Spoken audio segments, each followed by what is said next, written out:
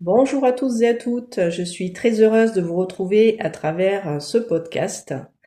Je m'excuse par avance si je parle du nez. La transmission de ces messages a été retardée. Ça fait un petit moment que je ne suis pas venue ici à votre rencontre pour vous transmettre des informations, des énergies comme je le fais à l'accoutumée. J'ai été malade et je suis encore prise un petit peu, donc vous l'entendrez peut-être à ma voix. J'espère que je vais pouvoir parler, m'exprimer sans être de trop parasité, puisque j'ai encore voilà la gorge qui me gratte et voilà, j'espère que cette transmission vous sera des plus agréables possibles. En tout cas, voilà, c'est mon souhait. Donc avant de vous parler et de rentrer dans le vif du sujet, dont vous avez vu le titre, le Sacré-Cœur, je vais faire une petite rétrospective pour vous parler un petit peu des énergies du mois de novembre, ce mois, le mois qui vient de se terminer.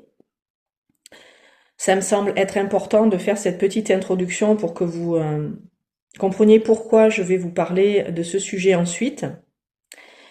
Donc autour du 15 novembre dernier, j'ai eu la sensation d'être en relation avec de nouvelles énergies et ou présences, car je n'ai pas eu en fait lors des soins le même ressenti au même ressenti énergétique. Les énergies qui passent à travers moi sont différentes.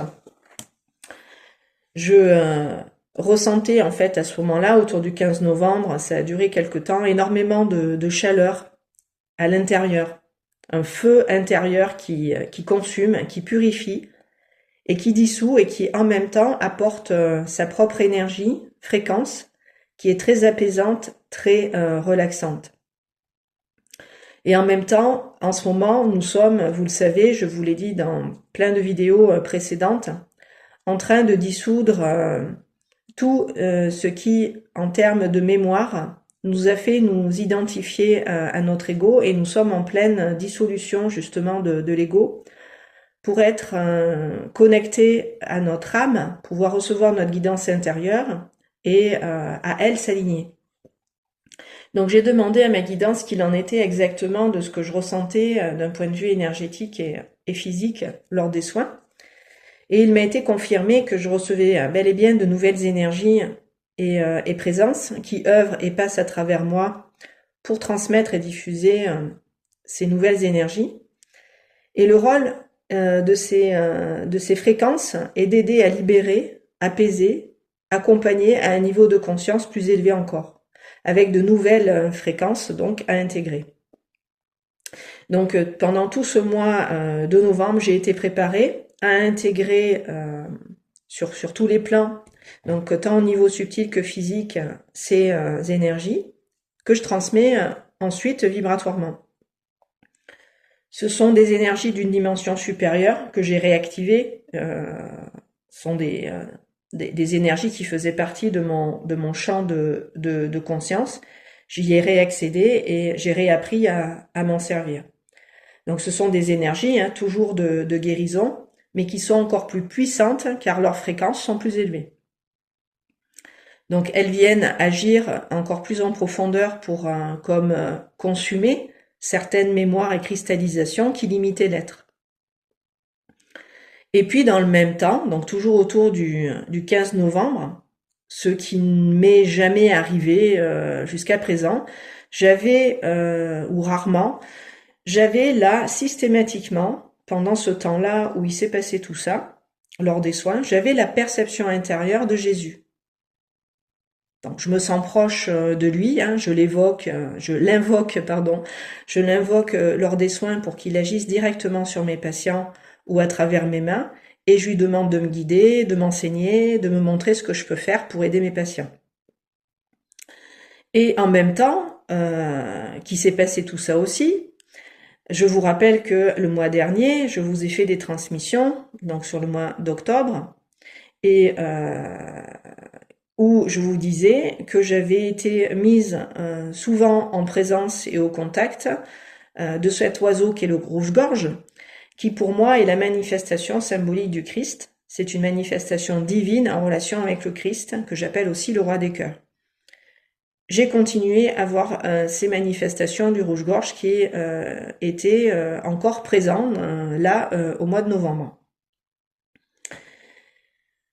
Donc, il est vraiment présent, le Christ, là, bien sûr, à mes côtés, mais pas qu'au mien. Si je vous ai témoigné de cette manifestation divine, c'est parce que elle est pour que le plus grand nombre ait conscience de cela.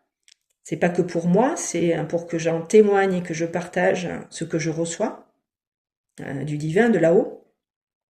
Donc il est toujours présent à mes côtés, il œuvre au-delà de moi et à travers moi. Je sers de canal aux énergies angéliques, ça vous le saviez déjà, mais christiques aussi. Je les véhicule lors des soins, je m'associe, en tout cas les énergies aussi s'associent et s'unissent à moi et aux personnes que je reçois pour les guider, les aider. Donc ces énergies, elles permettent quoi? Elles permettent toujours de lâcher prise pour s'en remettre à l'amour, au divin, abandonner les peurs, les résistances à un niveau supérieur. Ces énergies agissent en profondeur là où il y a besoin de se libérer, alléger, guérir. Donc si je pouvais en résumé qualifier ces énergies qui viennent nous aider, je dirais que elles nous apportent la libération, le soulagement, l'apaisement, le réconfort, une plus grande sécurité intérieure, la paix donc, et une détente très profonde. Donc je vous ai fait cette petite introduction et rétrospective pour que vous compreniez pourquoi j'en arrive maintenant à ce sujet du Sacré-Cœur plus particulièrement. Vous n'êtes pas sans savoir que en ce moment il y a un film qui porte ce nom et qui est diffusé sur tous les écrans. On en a beaucoup entendu parler. Il se trouve que j'ai été voir ce film parce que j'étais inspirée d'aller le voir. Et quand le film a commencé, quelques minutes seulement, j'ai ressenti l'énergie du Christ, j'ai ressenti sa présence.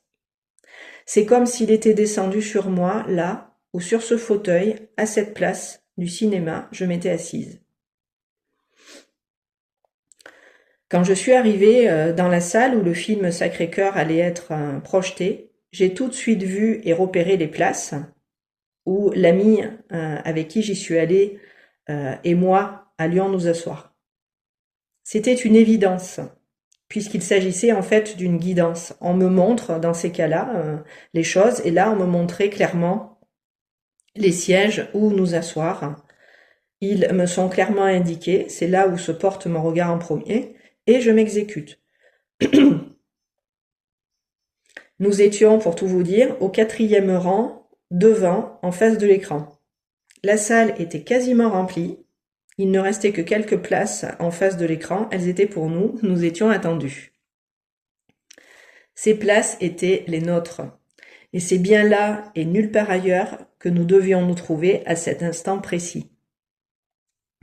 Nous nous installons et nous prenons conscience qu'il y a beaucoup de couples avec des enfants.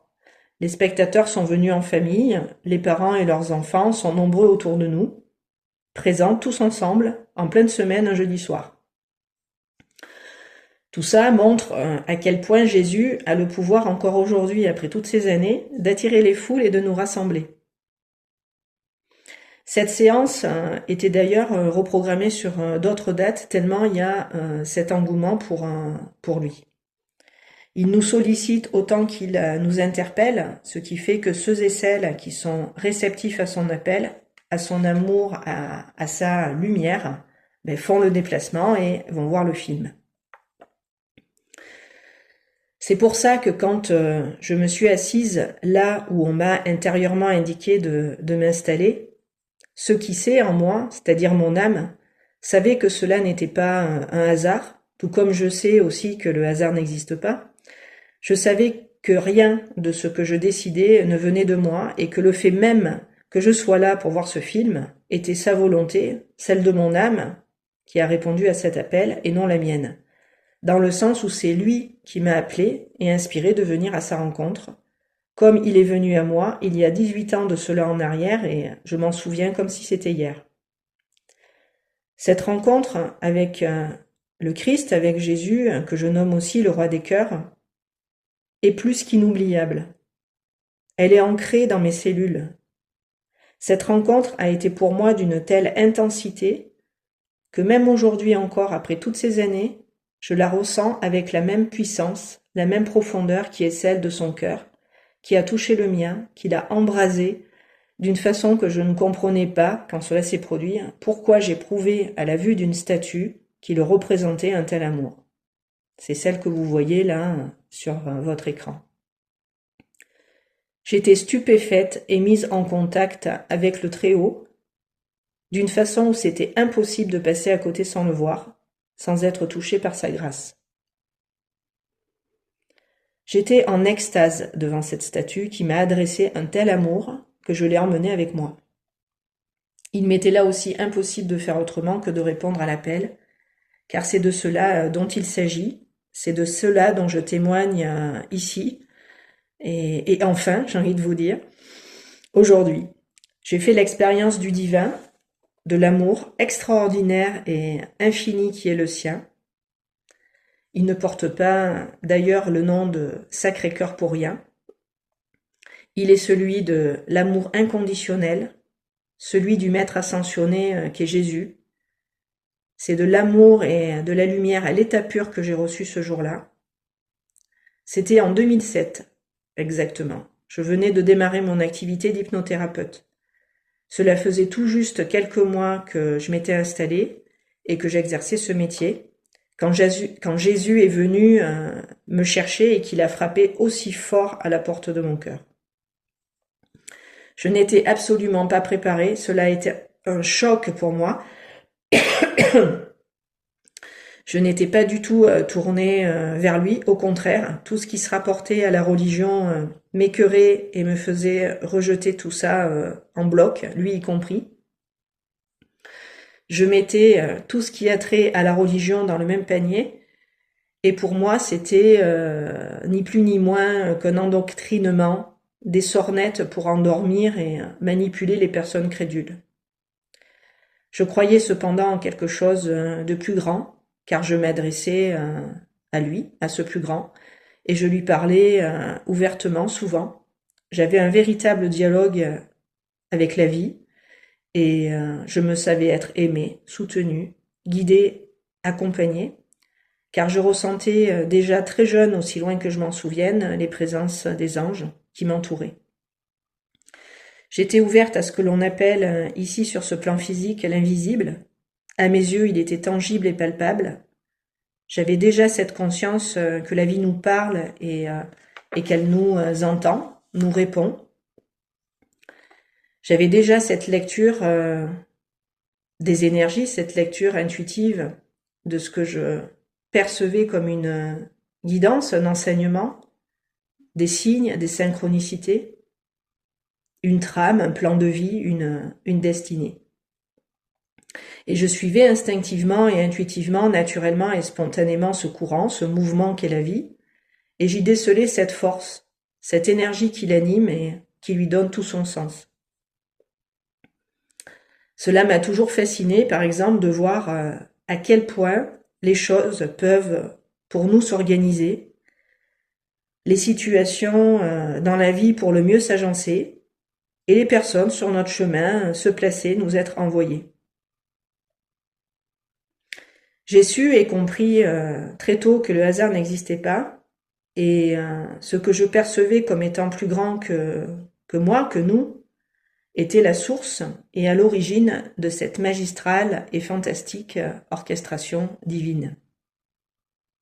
Comment était-ce cependant possible? Je n'avais bien sûr pas toutes les réponses et je ne les ai pas toutes encore.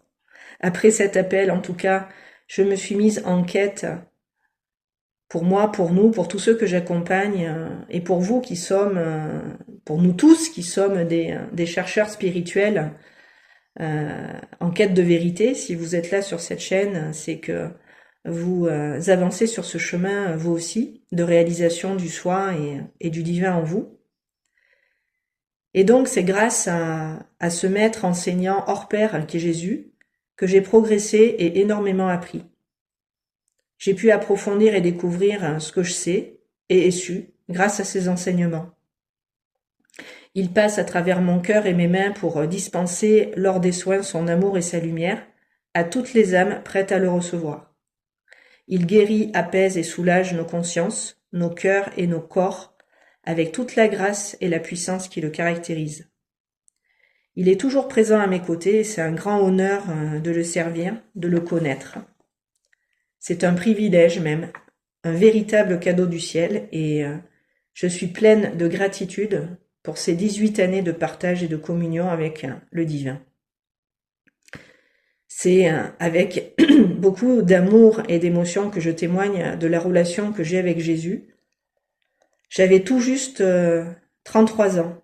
Je vais vous raconter maintenant la petite histoire, comment cette relation a commencé, cette relation d'amour. J'avais tout juste 33 ans, en effet, je venais à ma grande joie d'avoir une fille, elle avait tout juste 1 an, et oui, j'ai été maman tardivement, j'avais 32 ans quand j'ai eu ma fille. Et je me suis, donc 1 an après sa naissance, rendue avec elle et son papa pour la première fois à Lourdes.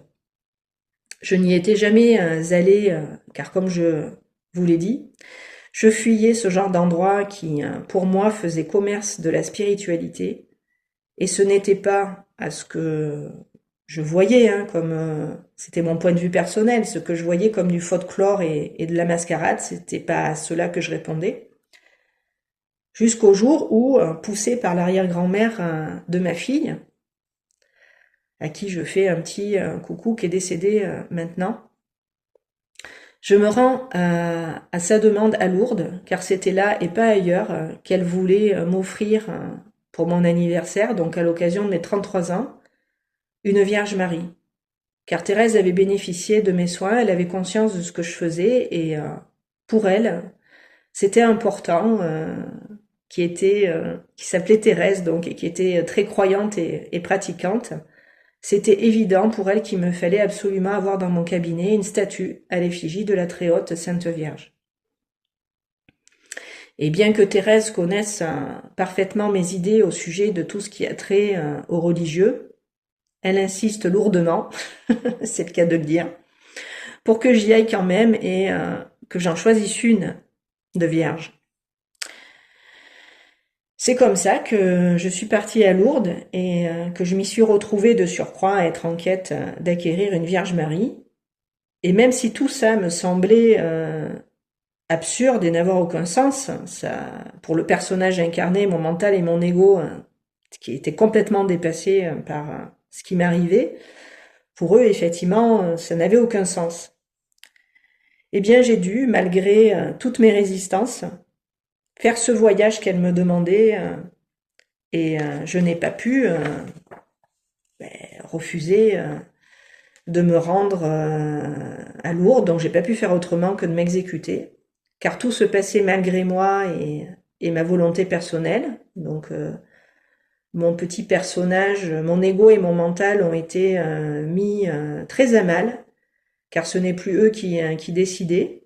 Ils étaient comme rendus aux commandes d'une force plus grande qui m'intimait très fortement d'accepter de faire tout simplement ce que l'arrière-grand-mère, déjà bien âgée, me demandait, si bien que je l'ai fait pour elle et pas pour moi, du moins c'est ce que je pensais, et c'est ce qui m'a convaincu d'y aller.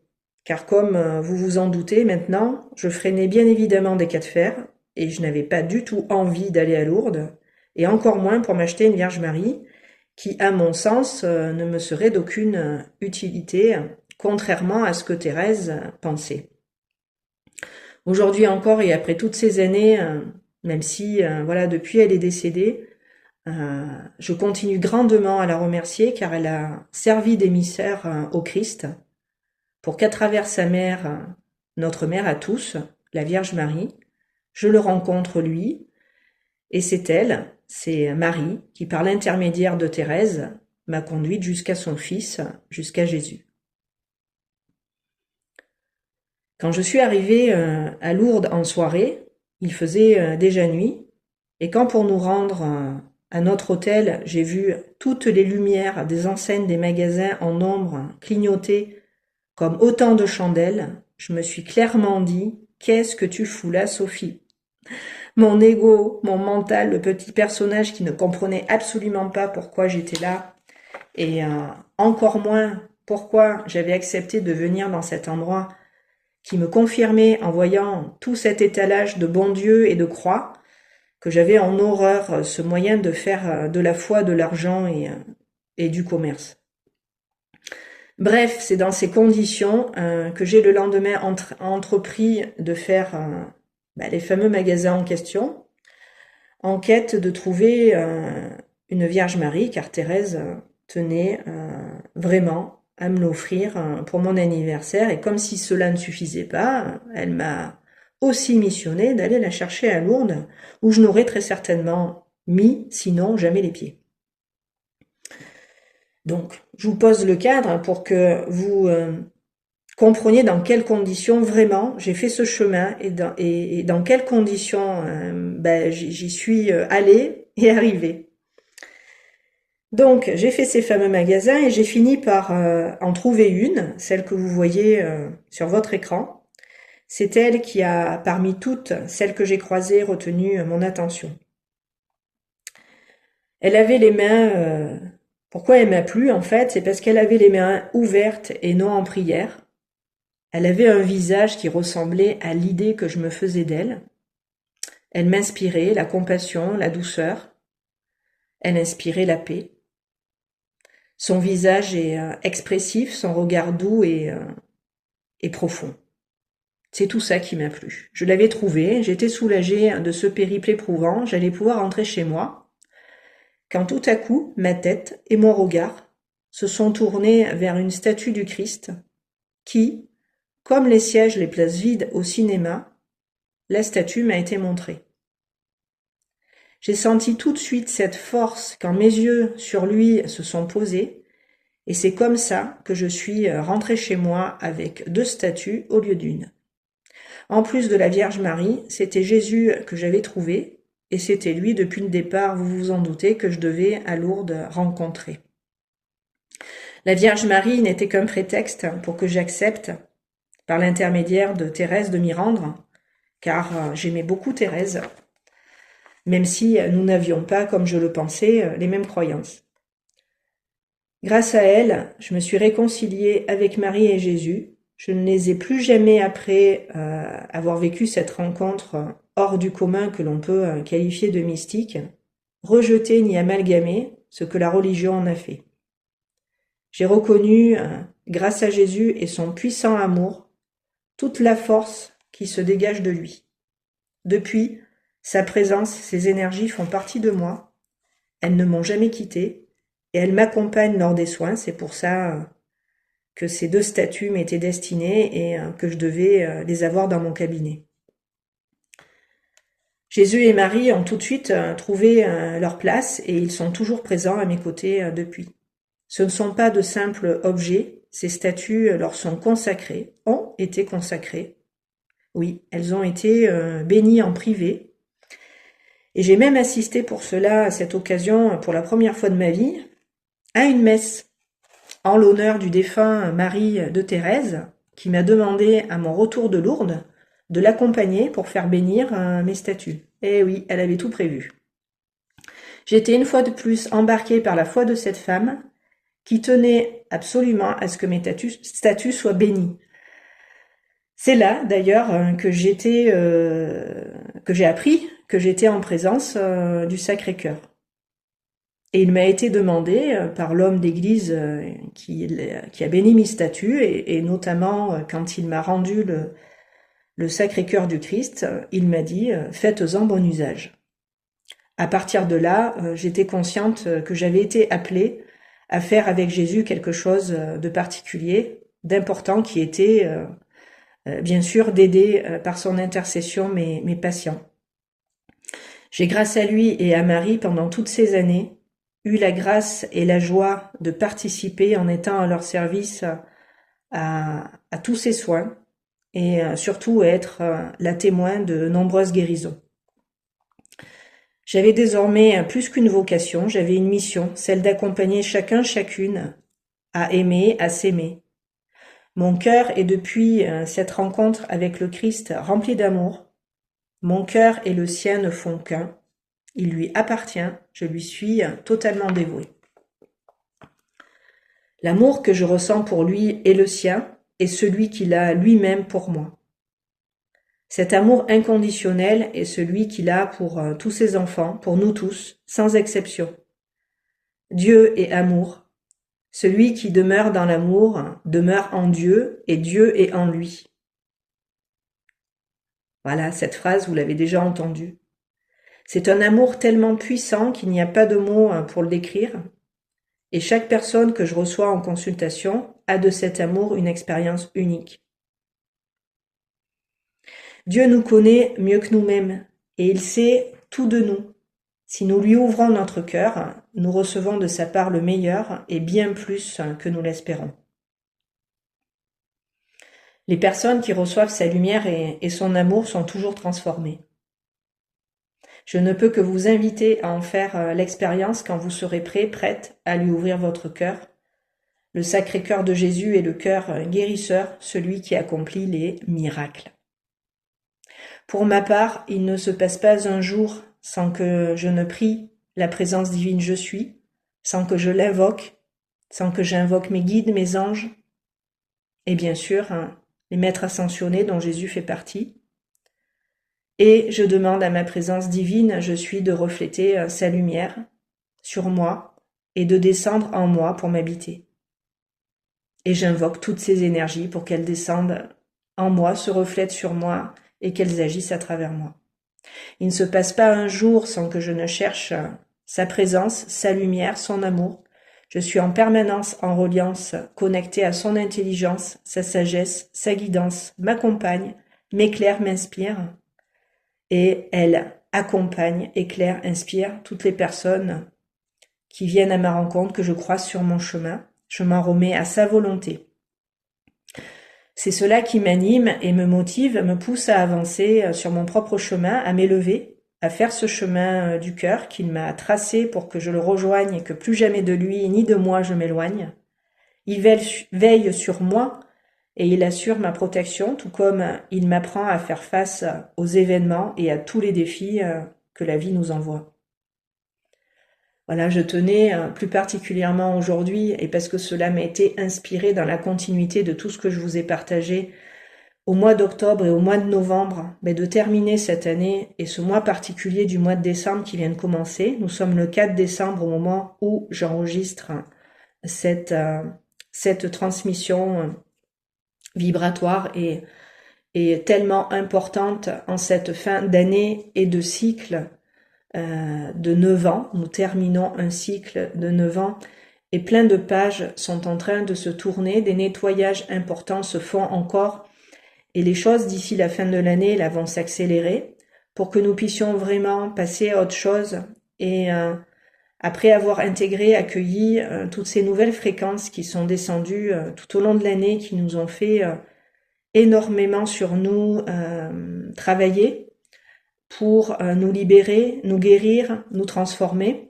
transmuter toutes ces mémoires pour aller vers plus d'amour, de paix, de confiance, de sécurité. Bref, toujours ces énergies qui sont à l'œuvre ici et que je sers, auxquelles je sers de canal, voilà, pour vous, vont continuer, bien sûr, en 2026 de nous accompagner. Et là, il y a vraiment une bascule qui se fait et on est aidé pour la faire. Voilà, je reviendrai dans une autre vidéo vous en parler de ces énergies du mois de décembre. Mais comme j'étais absente là presque deux semaines et que ces transmissions ont été retardées, je vais pouvoir maintenant que tout ça est passé, pouvoir revenir vous faire une guidance des énergies de fin d'année et peut-être même de début d'année prochaine. Voilà, j'espère que ce témoignage vous aura plu.